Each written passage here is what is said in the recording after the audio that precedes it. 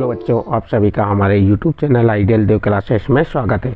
बच्चों, आज हम आपके लिए 8th ग्रेड अभ्यास पुस्तिका विषय हिंदी लेके आए हैं जो कक्षा 7वीं के लिए है।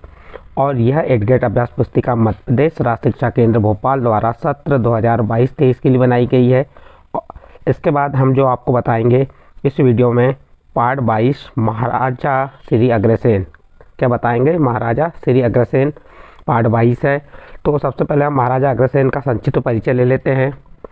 तो महाराजा अग्रसेन के बारे में बता रहे हैं, चलिए देखते हैं। आज से 5125 वर्ष पूर्व अश्विन शुक्ल प्रतिपदा को महाराज श्री अग्रसेन का जन्म हरियाणा राज्य के हिसार जिले के प्रतापनगर में हुआ था। उनके पिता का नाम महाराजा वल्लभ था। महाराजा श्री अग्रसेन जी की शिक्षा उज्जैन के तांडव ऋषि के आश्रम में हुई। वह बचपन से ही आज्ञाकारी और कुशाग्र बुद्धि के थे।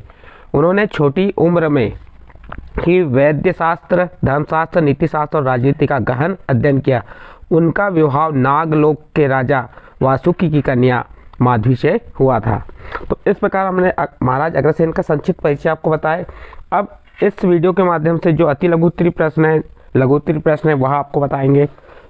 इसका प्रश्न नंबर 1 क्या कह रहा है, प्रश्न नंबर 1 पे ध्यान दीजिए। जीवों के प्रति दया भाव दिखाने के लिए अग्रसेन ने क्या किया? प्रश्न क्या है, जीवों के प्रति दया भाव दिखाने के लिए अग्रसेन ने क्या किया? तो चलिए इसका उत्तर क्या है। जीवों के प्रति दया भाव दिखाने के लिए अग्रसेन ने पशु बलि पर रोक लगा दिया। क्या किया? जो पहले पशु बलि की प्रथा चलती थी, उस पशु बलि प्रथा पर किसने रोक लगाया? राजा अग्रसेन ने। इस प्रकार प्रश्न 1 का उत्तर यहाँ पे कंप्लीट हुआ। इसके बाद प्रश्न नंबर 2 देखते हैं। अग्रवाल समाज के प्रवर्तक कौन थे? प्रश्न क्या है, अग्रवाल समाज के प्रवर्तक कौन थे? तो उत्तर है अग्रवाल समाज के प्रवर्तक महाराज श्री अग्रसेन थे। अग्रवाल समाज के प्रवर्तक कौन थे? महाराज श्री अग्रसेन थे। इस प्रकार प्रश्न नंबर 2 कंप्लीट हुआ। नेक्स्ट अगला प्रश्न देखते हैं, प्रश्न नंबर 3। प्रश्न नंबर 3 में क्या कहा है, लकीर के फकीर होना मुहावरे का अर्थ लिखिए। तो चलिए देखते हैं इस लकीर के फकीर मुहावरे का अर्थ क्या होता है। तो लकीर के फकीर का अर्थ पुरानी बातों पर चलना है। जो मुहावरा है लकीर के फकीर, इसका अर्थ क्या होता है? पुरानी बातों पर चलना है। इस प्रकार बच्चों आपका प्रश्न नंबर 3 कंप्लीट हुआ। इसके बाद नेक्स्ट अगला प्रश्न, प्रश्न नंबर 4 देखते हैं। लघुत्तरी प्रश्न है। क्या कहा है, भारत को अवतारों की क्रीड़ा स्थली क्यों कहा जाता है? प्रश्न क्या है, भारत को अवतारों की क्रीड़ा स्थली क्यों कहा जाता है? चलिए इसका उत्तर देखते हैं। देवभूमि भारत को अवतारों की क्रीड़ा स्थली कहा जाता है क्योंकि इस पवित्र भूमि में भगवान श्री राम, योगीराज श्री कृष्ण, महात्मा बुद्ध, महावीर स्वामी और गुरु नानक जैसे महापुरुषों ने जन्म लिया। इसलिए भारत को अवतारों की क्रीड़ा स्थली कहते हैं। आपका प्रश्न नंबर 4 कंप्लीट हुआ। इसका नेक्स्ट अगला प्रश्न देखते हैं, प्रश्न नंबर 5। प्रश्न नंबर 5 में क्या कहा है, महाराजा अग्रसेन के जीवन में लक्ष्मी जी की तपस्या से क्या महत्वपूर्ण परिवर्तन आया? प्रश्न क्या है, महाराजा अग्रसेन के जीवन में लक्ष्मी जी की तपस्या से क्या महत्वपूर्ण परिवर्तन आया? तो उत्तर देखिए इसका। महाराजा अग्रसेन महालक्ष्मी की घोर तपस्या की, जिससे प्रसन्न होकर लक्ष्मी जी ने उन्हें छत्री से वैश्य वर्ण ग्रहण करने के आदेश दिए। तभी से महाराजा श्री अग्रसेन ने वैश्य वर्ण ग्रहण कर वैश्य वंश की स्थापना की। उन्होंने पशु बलि की कुप्रथा को बंद किया। इस प्रकार प्रश्न नंबर 5 का उत्तर यहाँ पे कंप्लीट होता है। नेक्स्ट अगला प्रश्न देखते हैं, प्रश्न नंबर 6। प्रश्न नंबर 6 क्या कह रहा है, ध्यान दीजिए।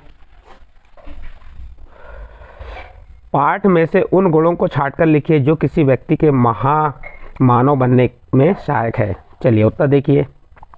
शूरवीरता और परोपकार सभी धर्मों को सम्मान मानने वाला, नैतिक एवं राजनीतिक गुणों से परिपूर्ण व्यक्ति ही महामानव बनने में सहायक है। इस प्रकार प्रश्न नंबर 6 का उत्तर कंप्लीट हुआ। इसके बाद प्रश्न नंबर 7 देखते हैं। प्रश्न नंबर 7 दीर्घोत्तरी प्रश्न है। क्या कह रहा है, महाराजा अग्रसेन का जीवन परिचय अपने शब्दों में 8 से 10 वाक्यों में लिखिए। देखिए यहाँ पे आपको इस प्रश्न के माध्यम से जो महाराजा अग्रसेन हैं उनके जीवन के बारे में या उनका जीवन परिचय 8 या 10 वाक्यों में लिखना है, संक्षिप्त परिचय देना है। चलो देखते हैं इसका संक्षिप्त परिचय क्या है। उत्तर आज से 5125 वर्ष पूर्व अश्विन शुक्ल के पिता को महाराजा श्री अग्रसेन का जन्म हरियाणा राज्य के हिसार जिले के प्रतापनगर में हुआ था। उनके पिता का नाम महाराजा वल्लभ था। महाराजा श्री अग्रसेन जी की शिक्षा उज्जैन के टांडव ऋषि के आश्रम में हुई। उन्होंने छोटी उम्र में ही वैद्य शास्त्र, धर्मशास्त्र, नीतिशास्त्र और राजनीति का गहन अध्ययन किया। उनका विवाह नागलोक के राजा वासुकी की कन्या माधवी से हुआ। महाराजा श्री अग्रसेन समाजवाद के प्रथम प्रेरणा थे।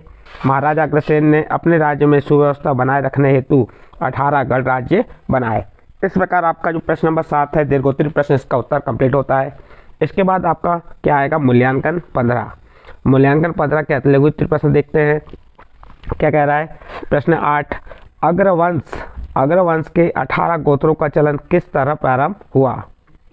अग्रवंश के 18 गोत्रों का चलन किस तरह प्रारंभ हुआ। उत्तर देखिए इसका, 18 यज्ञों के आचार्यों के नाम पर अग्रवंश के 18 गोत्रों का चलन प्रारंभ हुआ।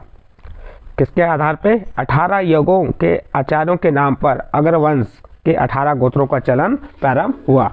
इस प्रकार आपका प्रश्न नंबर 8 कंप्लीट होता है। इसके बाद लघुत्तरीय प्रश्न है प्रश्न नंबर 9, महाराज अग्रसेन की स्मृति को जीवित रखने के लिए विभिन्न सरकारों द्वारा किए गए प्रयासों को लिखिए।